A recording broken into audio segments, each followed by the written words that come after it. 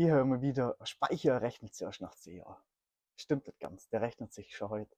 Bloß halt anders, als du denkst. Die meisten schauen bloß auf nackte Wirtschaftlichkeit.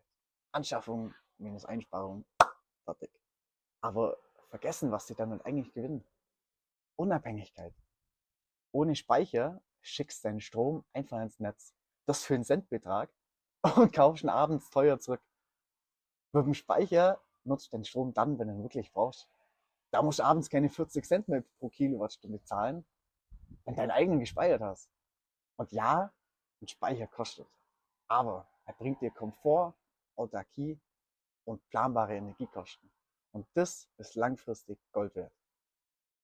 Also der Speicher rechnet sich nicht auf 2 Kommastellen, sondern jedes Mal, wenn die Sonne aufgeht.